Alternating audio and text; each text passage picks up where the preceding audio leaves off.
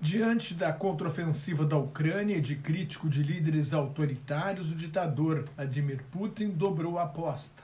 Ordenou terça-feira à noite uma mobilização parcial dos reservistas das Forças Armadas e voltou a ameaçar o Ocidente com armas nucleares se a integridade territorial da Rússia for atingida de alguma forma. Logo depois, o ministro da Defesa, Sergei Shoigu, anunciou a convocação de 300 mil reservistas, 2 vezes mais do que o contingente que invadiu a Ucrânia em 24 de fevereiro, há quase 7 meses. Portanto, o ditador russo tenta desesperadamente manter o controle dos territórios ocupados. Fantoches do Kremlin planejam realizar plebiscitos nas regiões de Donetsk, Lugansk, Kherson e Zaporíжia entre 23 e 26 de setembro, agora, portanto, para que sejam anexadas à Rússia. Moscou já fez isso para anexar ilegalmente a Crimeia em março de 2014. Se estas regiões forem anexadas ilegalmente pela Rússia, Putin pode alegar que o território russo está sendo atacado. A doutrina nuclear russa prevê o uso de armas atômicas se o Estado for ameaçado. Com quase 7 meses de guerra, que se completam agora, no dia 24, o que parecia inacreditável agora já parece possível. Uma derrota da Rússia, isso ainda está muito longe, preciso deixar claro, mas deixou de ser uma hipótese impossível. Quando começou a operação militar especial que se nega a chamar de guerra, Putin confiava na vitória em alguns dias, poucos dias, no máximo 1 ou 2 semanas. A expectativa geral era de uma vitória inevitável da Rússia, mais cedo ou mais tarde.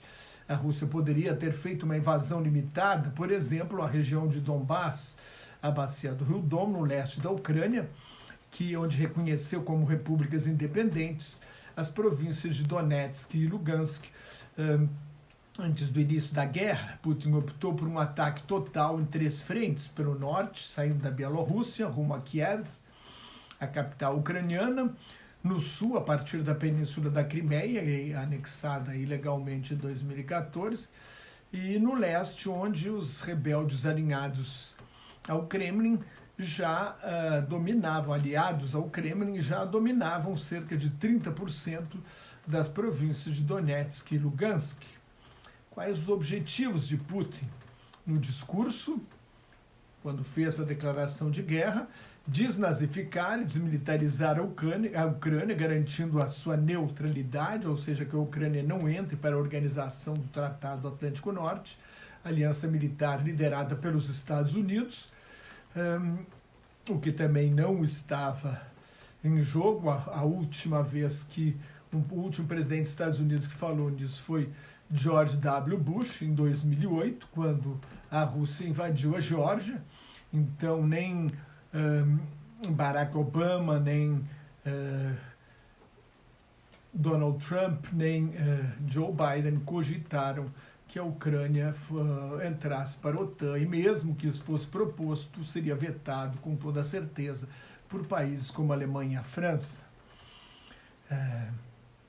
Então, a Rússia poderia ter feito não, estava nos objetivos de Putin. Então, a questão da neutralidade, que não havia, a Ucrânia não era uma ameaça à Rússia, e outra alegação de Putin para justificar a guerra era proteger as populações de origem russa.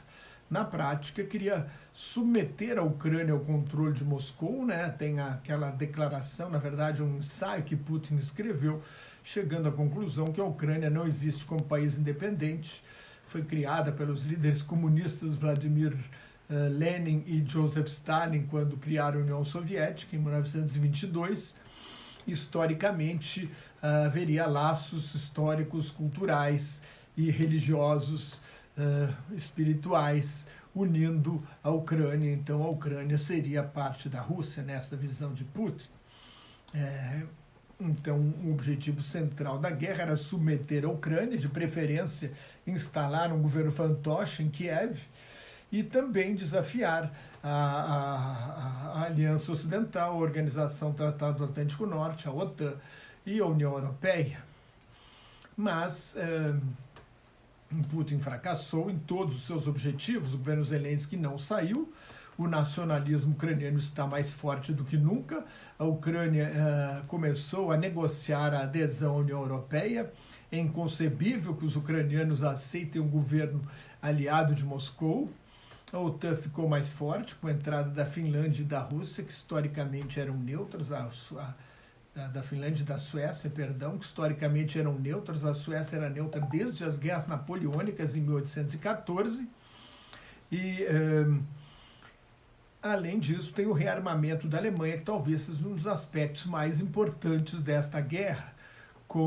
Se a Alemanha gastar 2% do seu produto interno bruto, que é o quarto maior do mundo, depois dos Estados Unidos, China e Japão, 2% é o que prevêem as regras da OTAN, a Alemanha terá o terceiro orçamento militar do mundo, atrás apenas dos Estados Unidos e da China.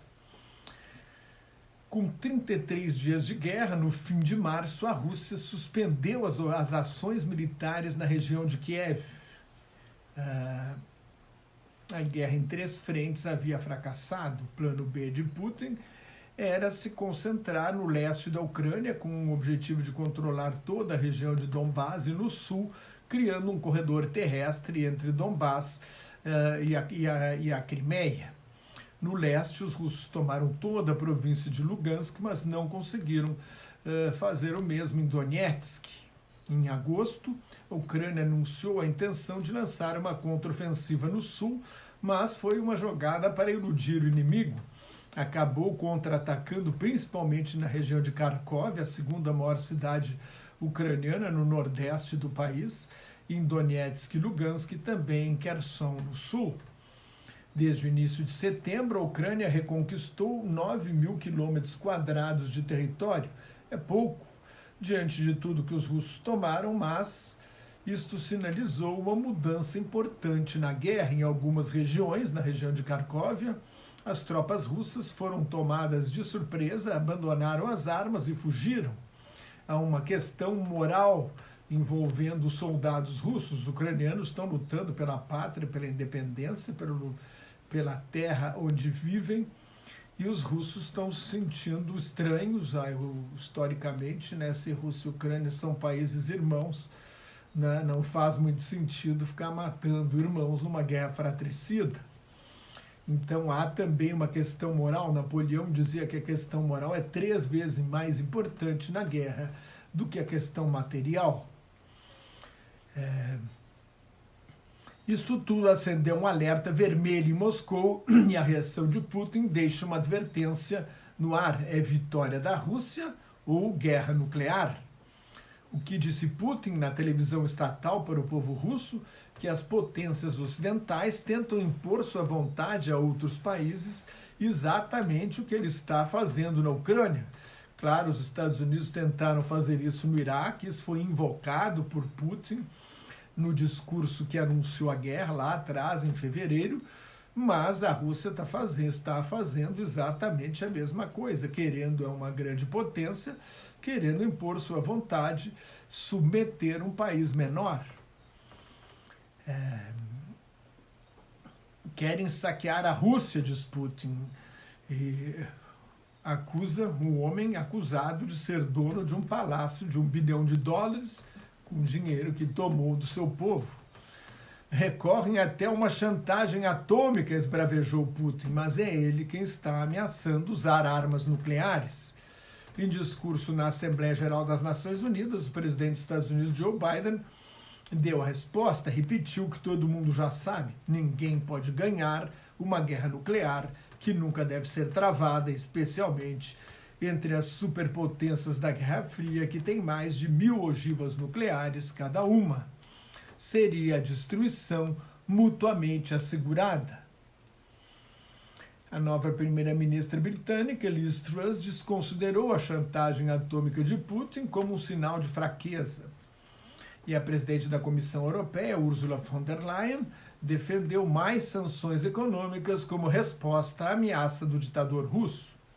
O único discurso não presencial na Assembleia Geral da ONU foi do presidente da Ucrânia, Volodymyr Zelensky. Ele acusou a Rússia de terrorismo.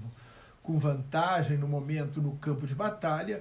Zelensky falou em negociações de paz, mas em termos muito duros e favoráveis à Ucrânia, exigiu a punição da Rússia por agressão, violação das fronteiras e da integridade territorial da Ucrânia, pediu punições imediatas para durar até o fim, até a retirada total dos russos, o fim da agressão e a compensação pelos prejuízos. Não é nada que a Rússia vá aceitar. As sanções são necessárias para a paz, alegou Zelensky, por bloquear o comércio, ao bloquear o comércio e as relações com o agressor, e não teria mais como financiar a guerra. Além de restaurar a integridade territorial da Ucrânia, o presidente Zelensky pediu garantias de segurança de longo prazo. É difícil imaginar que isso seja possível, a não ser que a OTAN seja considerada membro pleno, que a Ucrânia seja considerada membro pleno da OTAN. Isso realmente é muito difícil, seria uma derrota total da Rússia e da visão que Putin tem sobre a Ucrânia.